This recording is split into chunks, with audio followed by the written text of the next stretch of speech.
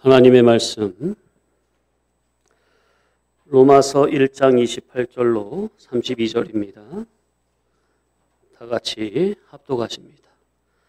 또한 그들이 마음에 하나님 두기를 싫어하며 하나님께서 그들을 그 상실한 마음대로 내버려 두사 합당하지 못한 일을 하게 하셨으니 곧 모든 불의, 추악, 탐욕, 악의가 가득한 자요 시기, 살인, 분쟁, 사기, 악독이 가득한 자요 수군수군하는 자요 비방하는 자요 하나님께서 미워하시는 자요 능욕하는 자요 교만한 자요 자랑하는 자요 악을 도모하는 자요 부모를 거역하는 자요 우매한 자요 배약하는 자요 무정한 자요 무자비한 자라. 그들이 이 같은 일을 행하는 자는 사형에 해당한다고 하나님께서 정하심을 알고도 자기들만 행할 뿐 아니라 또한 그런 일 행하는 자들을 옳다 하느니라. 아멘. 오늘 합당하지 못한 일 14번째 능욕하는 자, 지난 시간에 이어 두 번째 시간입니다. 따라 하십시다. 능욕하는 자. 능욕. 남을 업신여겨 욕보임. 다른 번역본에는 난폭한 자, 오만한 자, 불순한 자, 업신여기는 자, 건방진 자, 무례한 자.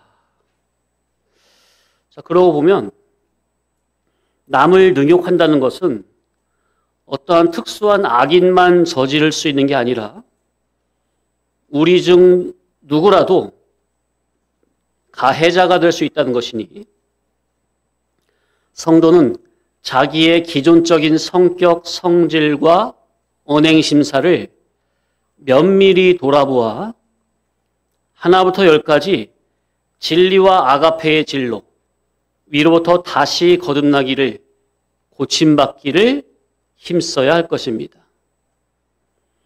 그래서 말씀드린 것이 최소한 이 교회당 안에서만큼은, 이 믿음의 공동체 안에서만큼은 아무리 자기 마음에 들지 않는 일이 있고 화가 난다 하더라도 자기의 마음을 다스리지 못하는 언행을 겉으로 드러내지 않도록 주의해야 한다.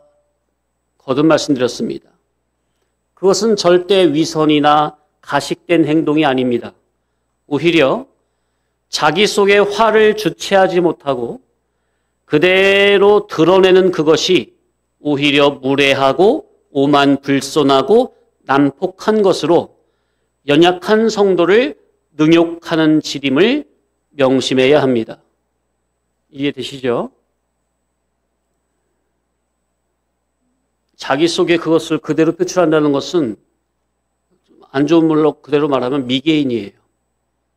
세상에서도 문명인, 문화인은 그러지 않아요. 맞죠? 자기 속에서 올라오는 그것을 누르지 못하고 그대로 드러낸다면 이는 정말로 부끄러운 일입니다.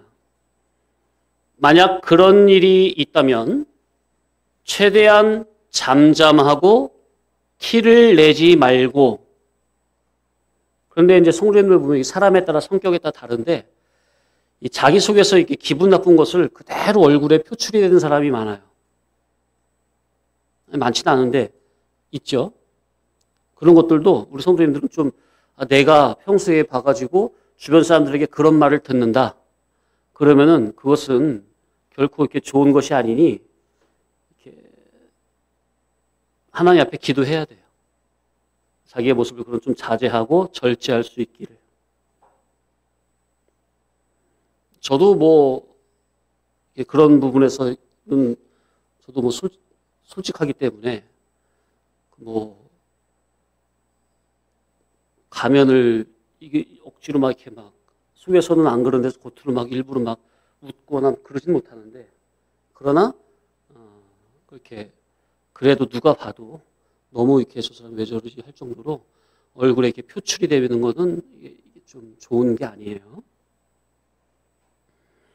그러니까 그런 일이 있다면 최대한 잠잠하고 마음을 다스리고 티를 내지 말고 골방으로 들어가서 하나님 앞에 엎드려서 이 사건의 원인이 상대에게 있지 않고 자기에게 있다는 것이 발견되고 느껴질 때까지 기도해야 합니다.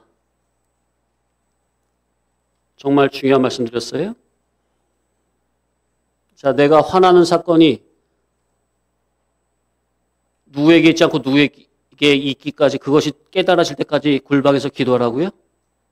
이 사건의 원인이 상대에게 있지 않고 나에게 있다는 것이 하나님 앞에서 발견되고 느껴지고 회개가 될 때까지 골방 기도를 해야 합니다.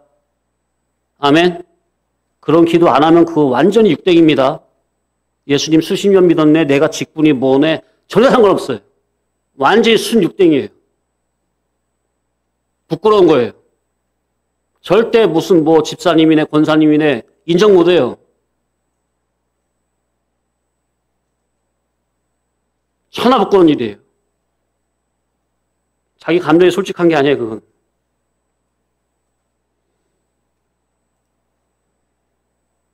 객관적으로 볼 때 그 사건에 대한 원인은 쌍방에 있는 것이 분명한 것이죠. 객관적으로 볼 때.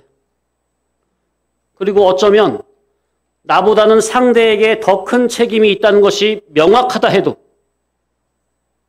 하나님 앞에 엎드려 기도하는 자는 그 책임이 자기에게만 있고 상대에게는 있지 않다는 것으로 느껴지고, 그래서 먼저 하나님 앞에서 자기를 고치려고 하는 그 자가 바로 성령의 인도하심을 받는 자입니다. 아멘. 정말 중요한 이치를 말씀드렸어요. 신앙의 원리를. 성도님들의 일상생활에서 얼마든지 벌일 수 있는 그런 적용적인 부분에서 말씀을 드린 것이니 삼가 명심하시고, 그런 사건이 있다면은 이제 말씀드린 이대로 골방으로 들어가서 원인이 나에게 있다는 것이 자각이 될 때까지, 회개가 될 때까지 기도하기를 멈추지 마시라. 그러기 전에 나와서 여기저기 떠벌리지 마세요. 그거 자기 속에 육덩이만, 육의 생각 썩은 자기만 나올 뿐이에요. 네?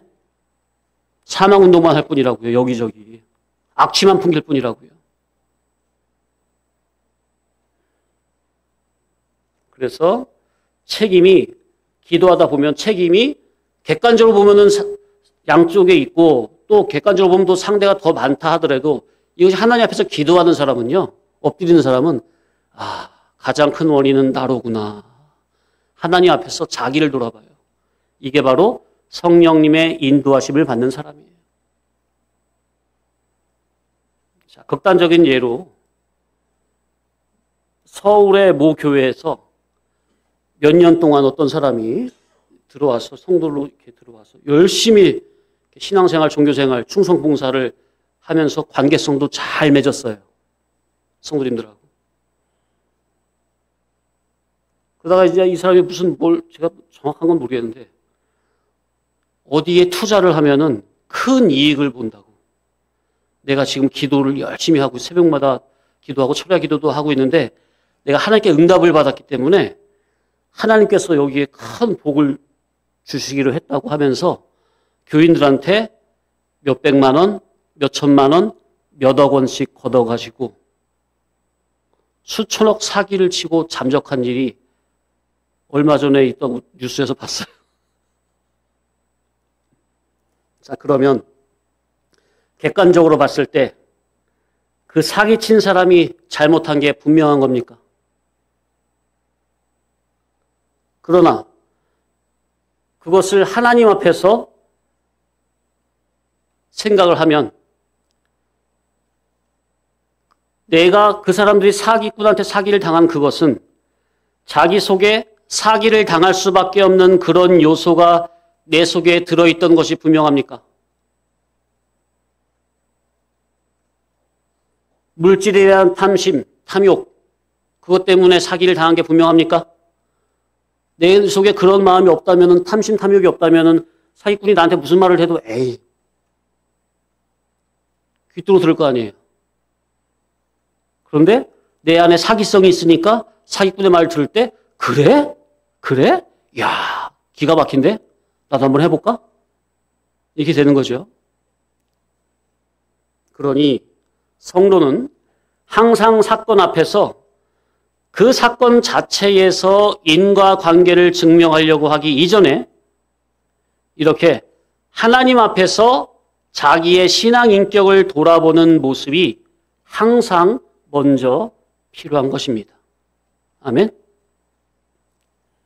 그래서 성도가 사건을 믿음으로 통과하지 못했을 때는 먼저 하나님 앞에서 철저하게 자기를 돌아보며 잘못이 있다면 회개하여 고치고 나머지 일의 해결은, 사건의 해결은 저 사람을 붙잡고 싸우면서 자기가 해결하려고 나서지 말고 모든 것을 다 알고 계시는 큰 재판장이신 하나님께서 알아서 해결해 주시기를 호소하는 것이 그 기도가 바로 누가복음 18장의 과부의 한 맺힌 기도임을 명심해야 할 것입니다.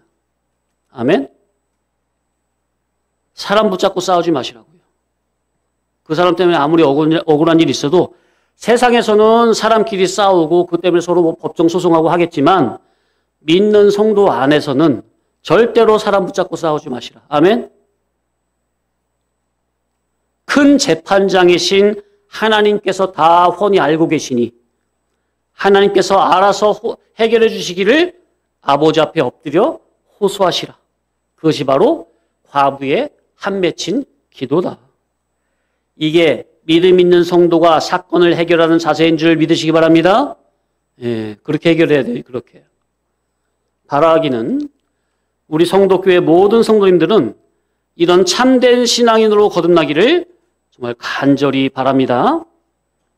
그런데 예수님의 말씀처럼 그 과부의 한 맺힌 기도, 그걸 말씀하신 끝에 예수님이 뭐라고 말씀하셨냐면 읽어드립니다. 7절, 8절.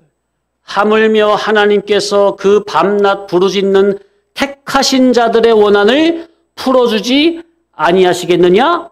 그들에게 오래 참으시겠느냐? 내가 너에게 이르노니 속히 그 원한을 풀어주리라. 그러셨단 말이에요. 그러니까 하나님께 호소하세요. 사람 붙잡고 싸우지 말고. 그런데 이 말씀 끝에 예수님이 뭐라고 말씀하시면서 마치냐면은 그러나 인자가 올 때에 세상에서 믿음을 보겠느냐 이러면서 마치셨거든요.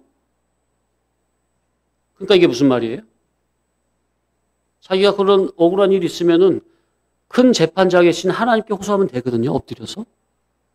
그런데 이렇게 오직 하나님 앞에 엎드려서 하나님께서 친히 해결해 주시기를 참고 인내함으로 바라는 참된 신앙인들이 많지 않다는 거예요. 그러나 인자가 올 때에 세상에서 믿음을 보겠느냐. 그런 믿음 있는 자들이 없다는 거예요. 대부분 자기 속에서 용용거리고 올라오는 그 육성을 참지 못하고 그대로 밖으로 폭발시켜버리거나 자기가 이 사건을 직접 해결해보고자 하는 육에 속한 자들이 대부분이지 않을까. 그래서 인자가 올 때에 세상에서 믿음을 보겠느냐. 우리는 그 한탄에 들어가면 안 됩니다.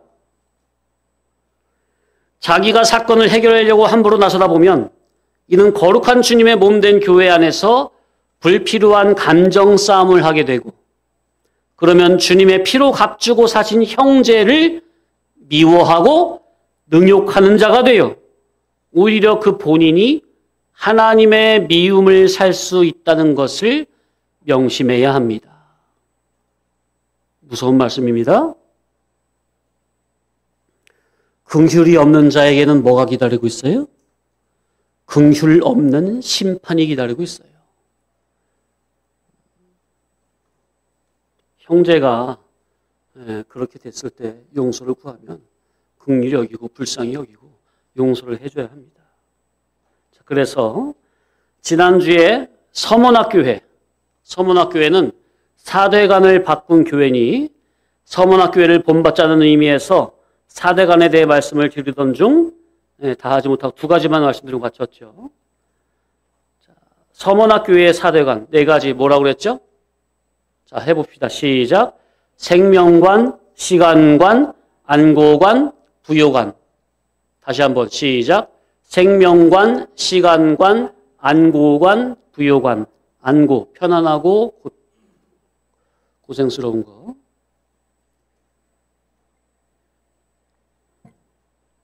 그래서 잠시 먼저 복습하고요.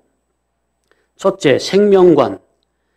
서머나교회는 잠시 있다 사라질 이 육신의 생명은 소유격으로 하고 예수 그리스도의 구속으로 중생된 영의 생명, 새 생명을 주격적 생명으로 삼고 영의 생명을 주격으로 살고 있습니다. 우리 기독자는 영원히 가는 이 영의 생명을 주격적 생명으로 여기고 육신의 생명은 전부 영의 생명을 키우는 깨어있는 산자의 신앙이 되어야겠습니다. 두 번째, 시간관. 서머나교회는 영원무궁한 신령천국에 모든 총결산을 내려놓고 하늘의 표대를 향하여 믿음으로 달려간 참 신앙이었습니다.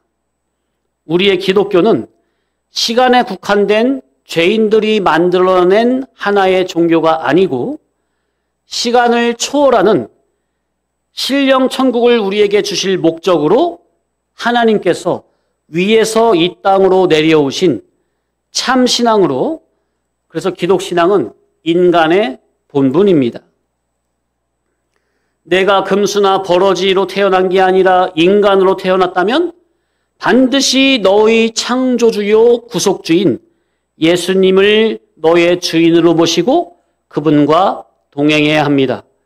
그래야 인간 자기의 본향, 천국에 입성하여 영능의 실력대로 누리게 되는 겁니다.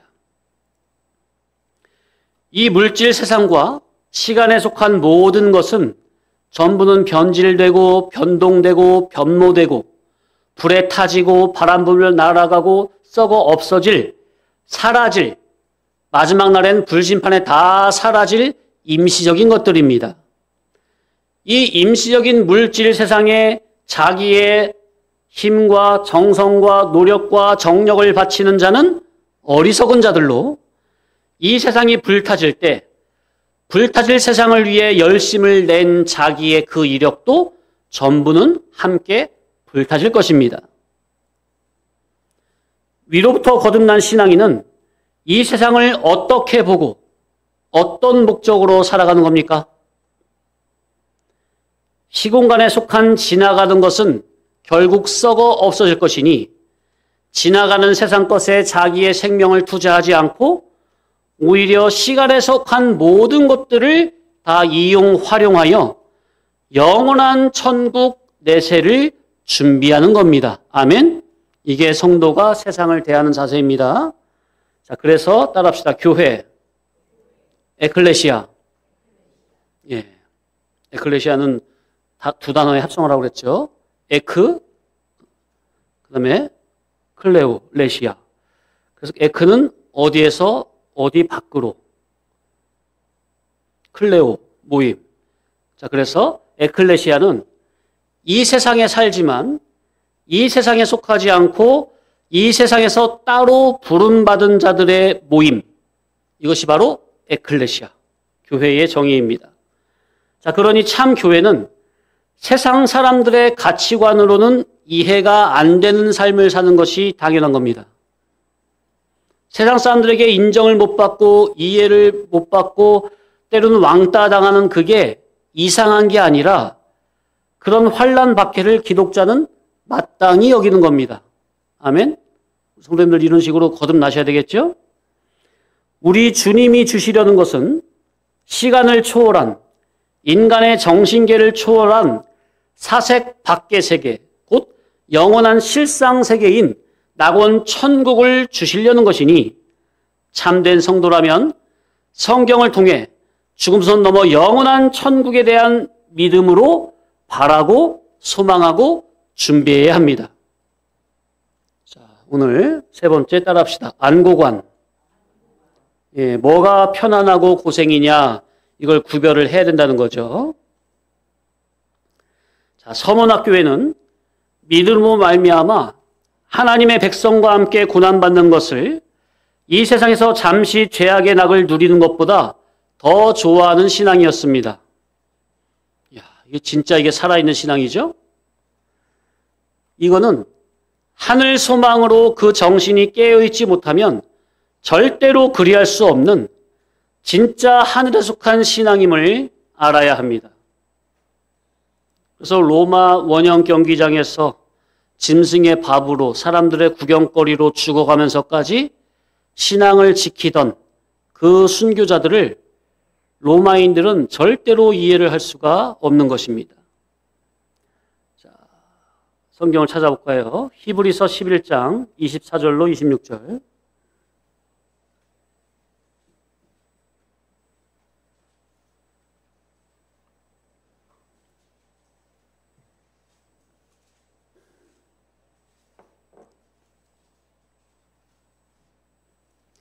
히브리서 11장 24절로 26절. 자, 시작.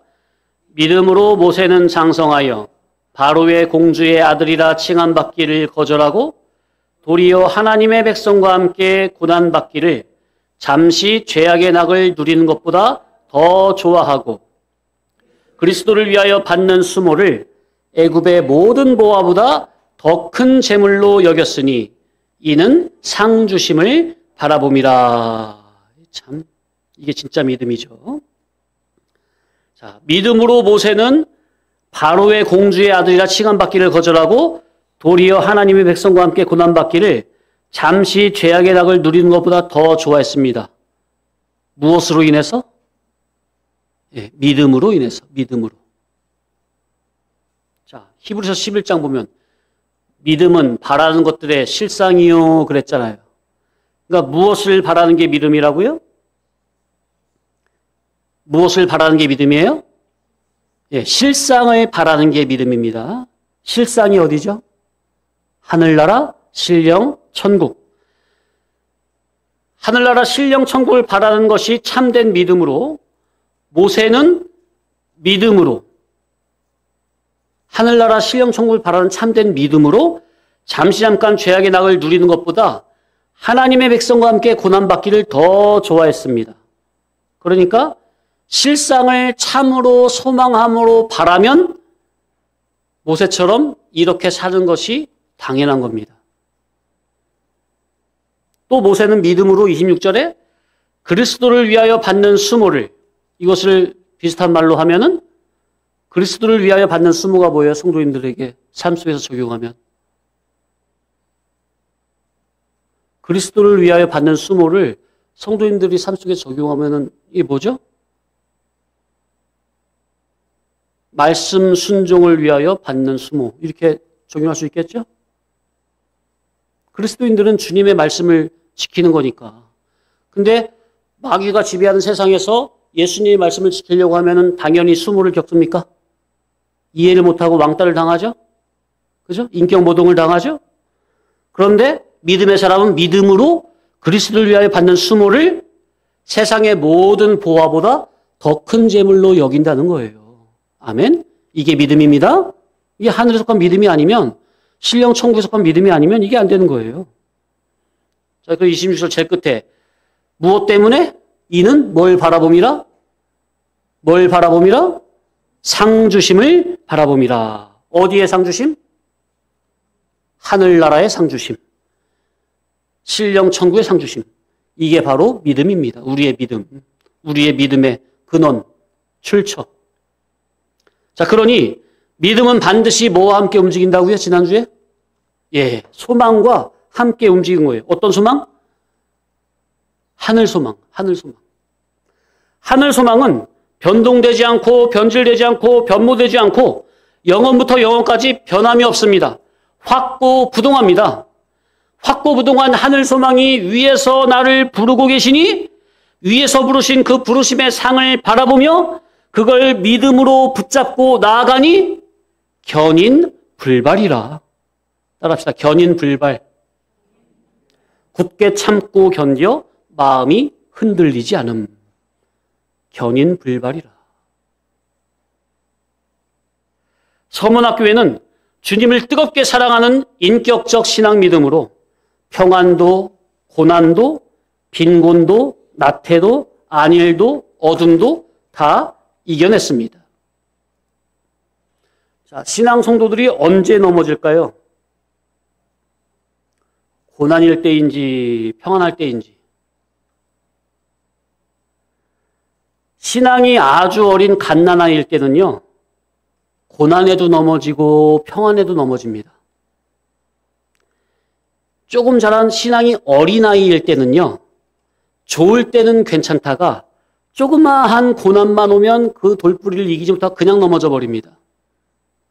어린아이 신앙은. 좀 자라서 그래도 이제 산전수전을 좀 어느 정도 겪은 신앙 성도는 어렵고 힘들고 가난하고 고난이 닥칠 때는 오히려 하나님 앞에 엎드리면서 겸손히 하나님의 인도하심을 구하니 더욱더 신앙이 견고해집니다. 그런데 신앙 믿음 좋은 분들이 언제 넘어지는고 하니 고난에서는 하나님 붙들고 엎드리고 이겨나가는데 이제 생활이 평안하고 등 따숩고 배가 불러서 그 시선이 하나님에게서 세상으로 내려갈 때 많이들 넘어집니다. 그래서 구약에 보면 그 훌륭한 진리 성군 다윗도 통일 이스라엘을 만들어 놓고 이제 주변 이방 나라를 다 정복하고 이제 마지막 하나 남은 거, 그 마지막 전투를 이어갈 때쯤 2층에서 거닐다가 목욕하는 밧세바를 보고 넘어갔습니까? 그러니 우리는 정말로 주님을 인격적으로 사랑하는 신앙을 가져야 합니다. 그래서 늘 깨어 있어야 합니다. 그러면 고난이 와도 깨어 있으니까 감사요. 평안이 와도 깨어 있으니 감사이기 때문에 그 마음이 잘 된다고 교만으로 넘어지지 않고 그 마음이 안 된다고 낙심으로 절망으로 원망으로 넘어지지 않습니다. 깨어 있는 신앙은.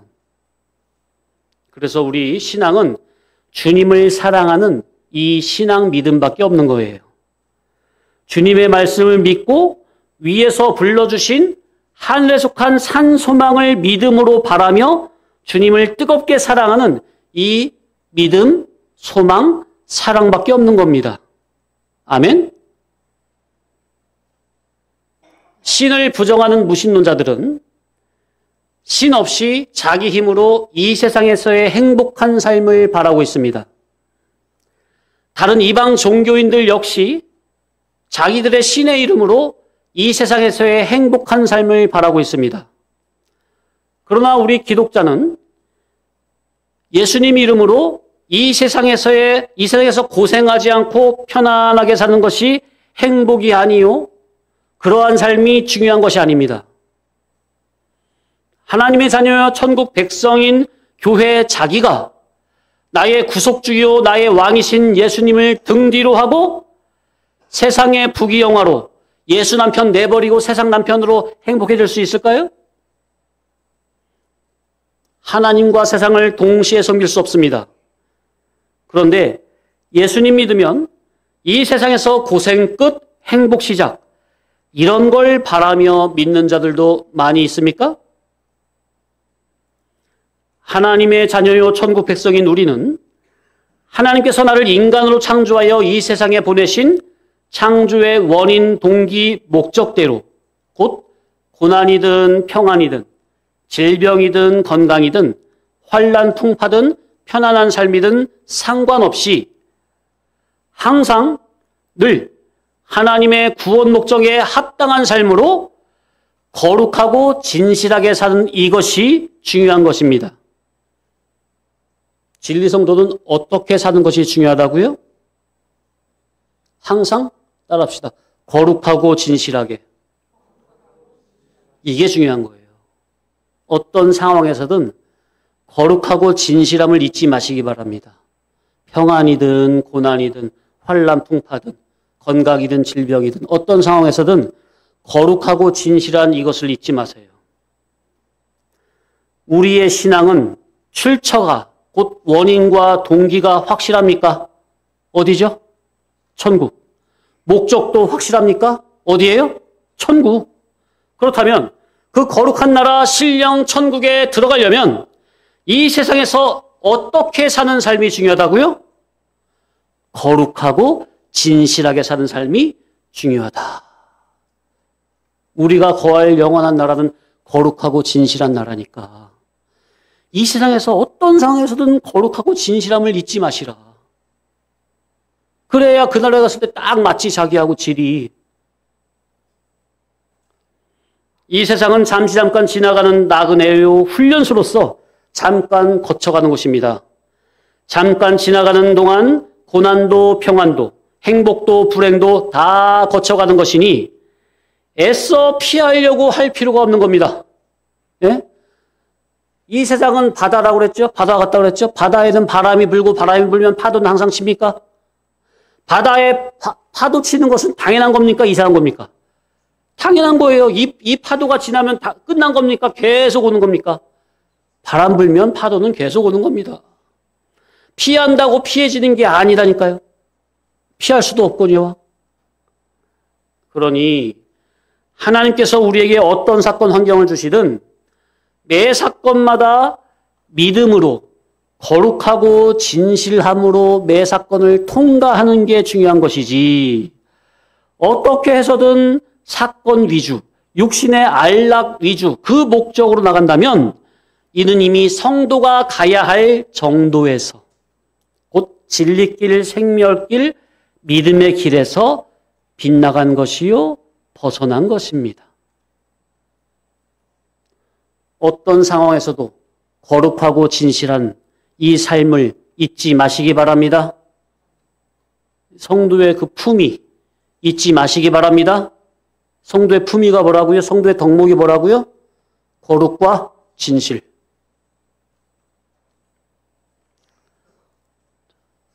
성도가 가야 할 정도. 자, 대학은 엿을 먹어야 붙는 겁니까? 공부를 잘 준비해야 붙는 겁니까? 공부도 잘 준비하고 시험 전날에 엿도 딱 먹어야 더 확실하게 붙는 겁니까? 만약 학생은 공부도 해야 하지만 시험 보기 전에 엿을 먹어야 대학에 확실하게 붙는다고 한다면 우리 학생들 엿을 먹고 대학에 붙을래요? 그거는 미신적 행위로 하나님이 미워하시는 행위니 엿을 안 먹고 하나님께 맡길래요? 하나. 자, 어른들은 사업장을 열고 돼지머리 고사를 지내야만 돈을 많이 번다고 한다면 돈을 많이 벌 목적으로 고사를 지내야 합니까? 대학에 붙고 안 붙고 돈을 잘 벌고 안 벌고가 그런 미신적 행위에 있는 겁니까? 우리가 가는 이 진리길 생명길이 비록 육신적으로는 좁고 협착한 길이요 고생길이라 해도 그 길이 옳은 길이라면 성도는 마지막 종착역에 설 그때까지 기꺼이 믿음으로 달려가는 것입니다. 아멘. 이게 믿음의 길이에요. 무엇을 바라보고? 하늘의 상주심, 산 소망을 바라보고 영원한 영광을 바라보고. 아멘. 잘할도다 착하고 충성된 종아, 내가 너에게 예비한 이것들을 다 차지하라. 아멘. 그 하늘 소망을 바라고 믿음을 지키고 간 자들에게 주어지는 그 하늘나라의 영광은 이 세상의 영광과는 좋게 비교할 수 없다고 분명히 성경에 기록되어 있죠? 우리 주님에게 절대로 공짜는 없습니다. 마지막 네 번째 따라합시다. 부요관.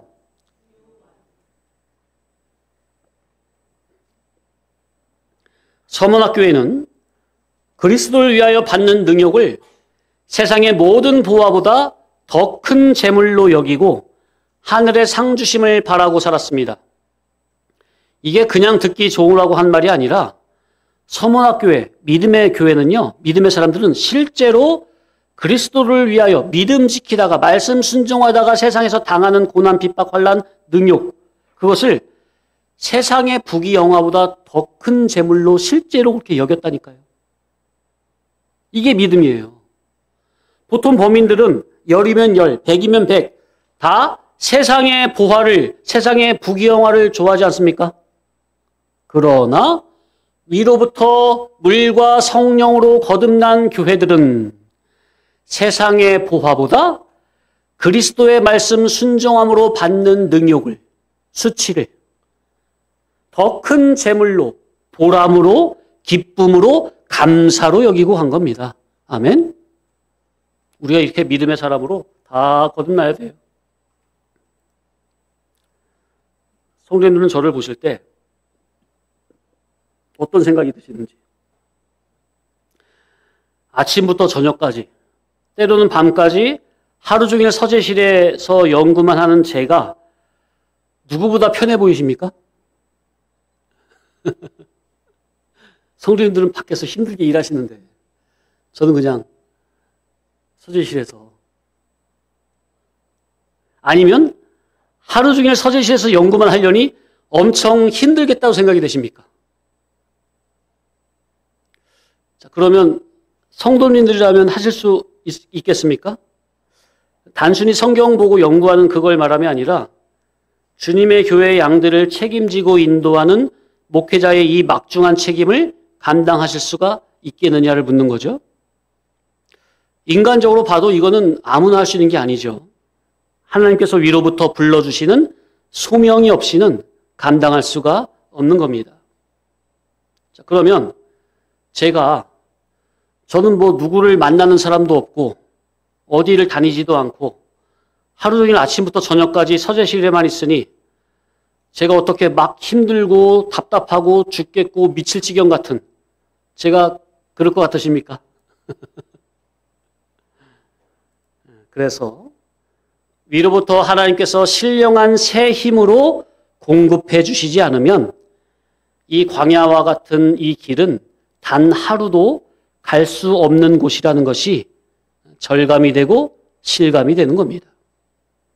그런데 이스라엘 백성들은 무려 40년 동안 굶어 죽은 사람이 없고, 목말라 죽은 사람이 없고, 추워서 얼어 죽은 사람이 없고, 낮에 뜨거워 쪄 죽은 사람이 단 한 사람도 없었습니다. 그러나 그들이 광야에서 왜 다 죽었죠, 1세대들이? 믿지 아니한 고로. 믿음을 안 써서 죽은 것이지 의식주 생활 때문에 죽은 사람은 단 한 사람도 없었습니다. 아멘? 그러니 우리에게 필요한 것은 오직 무엇? 믿음뿐이라. 아멘? 믿음. 오직 믿음. 자, 그러니까 서문학교회는 그리스도를 위하여 받는 능욕, 그리스도를 위하여 멸시천대, 문전박대, 업신여김, 인권유린, 조롱, 비웃음 등등을 예수 그리스도를 위해서 다 받는 거예요. 아무렇지도 않게 받는 거예요. 마땅히 받는 거예요. 주님이 전해주신 이 귀한 천국 복음을 받고 진리길 생명길을 걸으면서 갖은 모욕과 능욕을 받는 것을 부끄럽고 창피하다고 느끼는 게 아니라 오히려 세상 모든 보화보다 더 큰 재물로 여긴 것이라. 우리가 이렇게 거듭나야 합니다. 네, 거듭나야 돼요. 우리 학생들도 그러면 이 거듭나잖아요. 그러면 세상에서, 학교에서 여러분들이 신앙 믿음이라는 거, 하나님의 자녀라는 거, 이것이 절대로 부끄럽지 않아요. 여러분들이 신앙 믿음이 없으면, 거듭나지 못하면 학교에서 나는 하나님의 자녀입니다, 이것을 티를 내는 것을 되게 부끄러워해. 예를 들어서 밥 먹기 전에 식기도를 부끄러워서 안 한다든가, 성경 볼 수도 있는데 성경 보면 괜히 눈치가 이상할 것 같아서 일부러 성경도 안 가지고 다니고 성경도 안 본다든가, 어떤 예수님, 내가 하나님의 자녀로구나, 내가 교회 다니는 하나님의 자녀로구나, 예수님의 자녀로구나, 그런 티를 일부러 안 내는 거야. 왜? 친구들이 날 이상하게 볼까 봐. 집에서는 식기도 하는데 학생들하고 어디 가서 먹을 때는 그냥 눈만 깜빡했다가 그냥 혼자 기도한 거지. 아예 그냥 무질러 버린다든가. 네, 그래서 우리 학생들 때는 식기도도 하는 게 좋아요. 네, 나중에 이게 더 성장이 되면은 늘 이게 이룰 곳 목적 살게 되면은 뭐 굳이 뭐 식기도 뭐 이상하게 생각할지 모르겠지만, 뭐 성도님도 아시겠지만 저는 식기도를 안 하니까요. 옛날에는 하다가 늘 하나님 안에서 그냥 감사로 내 주격으로 막 그게 아니니까요. 늘 주님의 종으로서 사는 삶이니까요. 근데 이해를 못하면 이런 것도 이해를 못할 수가 있겠죠. 어떻게 목사님이 식기도를 안 하고 밥을 먹어? 오해를 할 수도 있겠죠. 자, 빌립보서 3장 4절 이하 찾아보세요.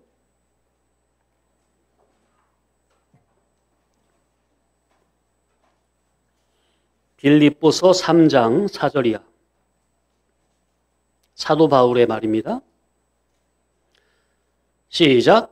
그러나 나도 육체를 신뢰할 만하며 만일 누구든지 다른 이가 육체를 신뢰할 것이 있는 줄로 생각하면 나는 더욱 그러하리니 내가 8일 만에 할례를 받고 이스라엘 족속이요 베냐민 지파요 히브리인 중에 히브리인이요 율법으로는 바리새인이요 열심으로는 교회를 박해하고 율법의 의로는 흠이 없는 자라. 그러나 무엇이든지 내게 유익하던 것을 내가 그리스도를 위하여 다 해로 여길 뿐더러 또한 모든 것을 해로 여김은 내 주 그리스도 예수를 아는 지식이 가장 고상하기 때문이라. 내가 그를 위하여 모든 것을 잃어버리고 배설물로 여김은 그랬어요. 그러니까 바울은 그 전에 뭐예요? 8일 만에 할례 받고 이스라엘 족속, 베냐민 족속, 히브리 중 히브리인, 율법으로 바리새인, 열심을 교회 박해하고 율법의 의로 흠이 없는 이게 유대 종교인으로서는 최고의거든요. 그런데 이것이 과거엔 다 자랑거리였고 유익한 것이었다고 스스로 했는데 주님 안에 그리스도를 만나려고 하다 보니까 그런 것은 다 아무것도 아니라는 거죠. 오히려 주님 안에 들어가려니까 그게 오히려 짐이 된다는 거죠. 배설물이 된다는 거죠. 그러니까 사도 바울은 다 버려버렸다는 거예요. 배설물, 똥 취급했다는 거예요. 세상에서 누구나 알아주고 인정해주는 그런 것들을 다 배설물 취급 버렸다는 거예요. 배설물로 여김은 그 다음에 시작. 그리스도를 얻고 그 안에서 발견되려 함이니. 야, 세상 모든 것을 유익하다고 생각하던 것을 다 배설물 여기고 버리면 누구를 얻고? 그리스도를 얻고 그리스도 안에서 자기가 새롭게 발견되려 하려고. 야, 따라합시다. 자아 발견. 자아 발견은 누구를 만나야 발견이 되는 거예요? 그리스도를 만나야 자기가 발견이 되는 겁니다. 그 다음에 내가 가진 의는 율법에서 난 것이 아니요 오직 그리스도를 믿음으로 말미암은 것이니 곧 믿음으로 하나님께로부터 난 의라. 그 전의 의는 자기가 율법을 열심히 지켜 행하는 인간 자기의 의였다면 이제 의는 그건 의가 아니라 도리어 죄고 이제 의는 뭐예요? 믿음으로 하나님께로 그리스도의 복음을 믿을 때 위로부터 하나님께서 위로부터 내려주신다는 거죠. 하나님 안에서 다시 난 의라. 자, 10절. 내가 그리스도와 그 부활의 권능과 그 고난의 참여함을 알고자 하여 그의 죽으심을 본받아 어떻게 해서든지 죽은 자 가운데서 부활에 이르려 하노니. 이게 그러니까 지금 이게 이룬 거예요? 아직 안 이룬 거예요? 미래죠? 지금 그러니까 열심히 더 좋은 부활을 이루기 위해서 열심히 달려간다는 거죠? 12절. 내가 이미 얻었다 함도 아니요 온전히 이루었다 함도 아니라 오직 내가 그리스도 예수께 잡힌 바 된 그것을 잡으려고 달려가노라. 그러니까 하나님, 예수님께서 위에서 사도 바울을 붙잡아 주셨습니까? 하늘 소망으로 더 좋은 부활이라는 소망으로 붙잡아 주셨습니까? 하늘의 의인으로 붙잡아 주셨습니까? 예수님이 날 붙잡아 줬는데 그게 답니까? 예수님이 날 붙잡았으니까 나도 이제 잡힌 바 안에서 나도 그것을 잡으려고 사도 바울도 달려가는 겁니까? 이게 신앙생활이 이게 성화구원입니다. 그래서 기본구원은 하나님의 독권적 은혜지만은 이룰구원 성화구원은 뭐라? 예, 신인, 상호, 유기적으로 이루어지는 것입니다. 아멘? 하나님이 은혜 주시고 나도 힘쓰고. 13절. 형제들아 나는 내가 잡은 줄로 여기지 아니하고 오직 한 일, 즉 뒤에 있는 것은 잊어버리고 앞에 있는 것을 잡으려고. 이게 신앙의 이것이 깨어있는 사람입니다. 거듭난 사람은 뒤에 한 것은 그냥 하나님께다 맡겨버리고 그거 가지고 그냥 자기 자랑 삼지 않는 거예요. 공치사하지 않아요. 자기 한 것으로. 하나님께 다 맡겨버리고 뒤에 한 일은 잊어버리고 앞에 있는 것을 잡으려고 14절 표대를 향하여 그리스도 예수 안에서 하나님이 위에서 부르신 부르심의 상을 위하여 달려가노라. 아멘. 야, 이게 진짜 하늘에 속한 참된 믿음이요 믿음의 사람입니다. 이게 바로 따라합시다. 하늘의 부요관. 우리의 부요관이 이렇게 하늘의 부요관으로 사도 바울과 같이 바뀐 성도는 비록 눈에 보이는 것은 가난하게 보일는지 모르지만 그의 심령은 윤택하게 사는 겁니다. 아멘. 믿음의 사람들은 의식주 생활 염려는 다 하나님께 맡기고 오직 영적 부요를 위해 진리 이치 깨달음에 힘쓰다 보니 진리 부요를 받고 느끼고 주님이 주시는 기쁨과 즐거움으로 그의 심령은 윤택하게 살아가는 겁니다.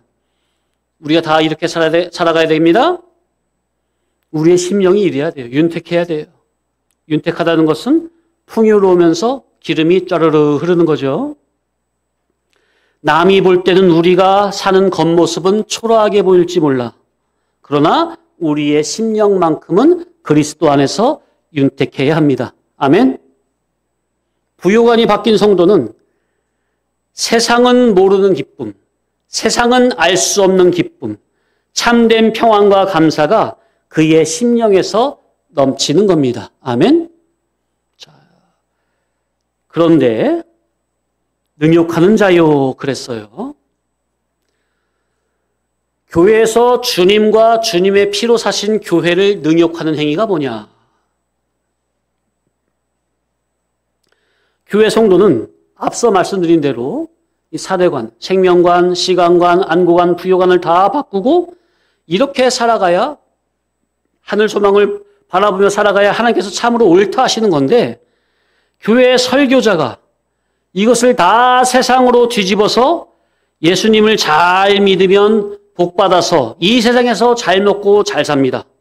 월세집이 전셋집으로, 전셋집이 자택으로, 작은 평수가 큰 평수로, 작은 차가 중형 고급 세단으로 올라갑니다. 자기가 원하는 대로 하나님이 다 이루어주십니다. 이런 식으로 하나님의 말씀의 법을 뒤집어 버리는 것은 주님의 이름과 주님의 피로 사신 교회를 능욕하는 행위입니다. 성경은 분명히 돈을 사랑함이 일만 악의 뿌리라 했으니 예수 믿는 자가 세상에서 부자가 되려고 하는 자들은 이미 그 마음에 시험에 들린 겁니다.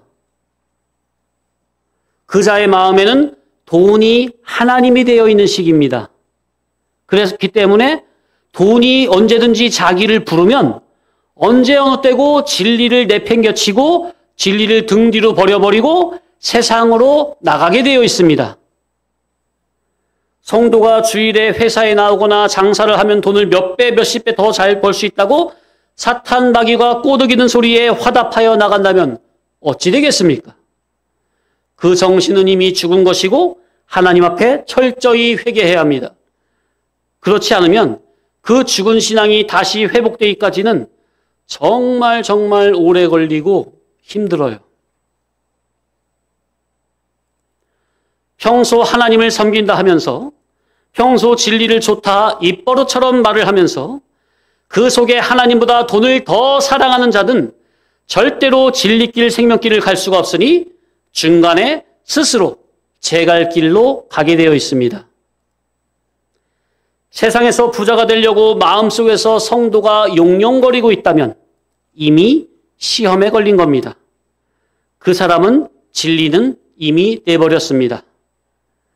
평소에는 진리 좋다고 하지만 하나님의 말씀과 재물이라는 이 사건이 동시에 자기에게 올 때에는 그래서 어느 한쪽은 잡고 어느 한쪽은 버려야 할 때는 반드시 진리를 버리고 말씀을 버리고 세상을, 재물을, 육신의 안락을 잡게 되어 있습니다. 하나님의 나라요 천국 백성 된 우리는 이왕 부자가 되려면 영원히 소유하고 누리는 하늘의 부요자가 되어야 합니다. 아멘. 따라합시다. 하늘의 부요자.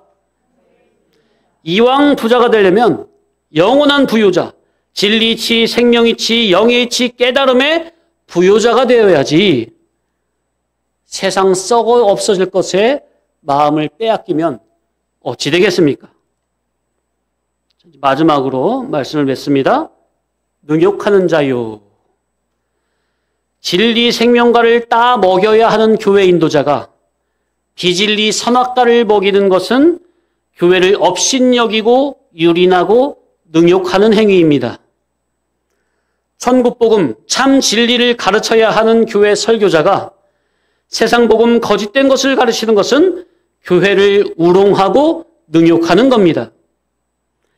예수 그리스도의 영원 궁극적인 구원을 깨우치고 가르쳐야 할 교회 목회자가 이 세상의 물질 축복을 주장하는 것은 교회를 능욕하는 겁니다. 하나님의 나라 신령세계에 대해 영의 눈을 뜨게 해줘야 할 교회 목사가 기독교 종교적 세상으로 교회를 몰아가는 것은 교회를 능욕하는 겁니다. 아버지 하나님 앞에 온전함으로 그 성품과 인격이 잘 성장된 실질적인 아들로 세우는 것이 아닌 기독교 종교적 사역 목적으로 충성 봉사를 많이 하면 하늘의 상급이 많다는 식으로 사역주의로 끌고 가는 것은 교인들의 자유와 인권을 유린하는 능욕하는 짓이 됩니다. 하나님 아버지의 실질적, 실력적 아들이 될 수 있는 주님의 백성을 물질 세상으로 종교적 사역 목적으로 몰아가고 주님의 성품과 인격을 하나도 남지 못한 탕자가 되게 만들었다면 교회 교인들의 자유와 인권을 유린하는 능욕이 되는 겁니다. 이제 말씀드린 이러한 짓이 오늘날 교회당 안에서 얼마나 많이 벌어지고 있습니까? 하나님의 교회를 세상 속화로 몰아가는 것은 주님을 능욕하는 일입니다. 교회 인도자가 하나님의 교회를 다윗의 길이 아닌 여로보암의 길로 나가는 것은 하나님을 능욕하는 행위입니다. 다윗은 하나님의 백성들을 전부 하나님께로 밀착시킵니까? 그런데 북조 이스라엘의 초대왕 여로보암은 어떻게 했어요? 하나님께서 10지파를 찢어가지고 잘 다스리라고 줬더니 6월절마다 이스라엘 백성들이 절기 지킨다고 예루살렘으로 내려가 버리니까 자기 백성 뺏길 것 같으니까 어떻게 했어요? 단과 베델에 금송아지 우상을 생겨놓고 거기 갈 필요 없다. 여기서 예배드려라. 백성들의 마음을 훔쳐버립니까? 그 백성들을 우상 숭배 쪽으로 몰고 갔습니까? 그래서 하나님이 진노하셔가지고 북이스라엘은 멸문지하를 당해버렸습니까? 여로보암은? 그래서 이 강대상에 서는 이 목회자, 정말로 이것이 두렵고 떨린 자리입니다. 특히나 이 하나님 말씀 설교를 한다는 것은 정말로 두렵고 떨린 일이에요. 그래서 하나님 앞에서 분명한 표대를 예수 그리스도로 참 진리로 바로 세워놓고 오직 참 복음만 전해야 합니다. 성도님 한 분 한 분이 다 주님의 피로 세우신 교회들인데 한 영혼이 한 교회가 천하보다 더 귀한데 그러니 예배당에 오셨으니 진리로 최극상품의 진리 포도주로 잘 대접을 해야 할 거 아니겠습니까?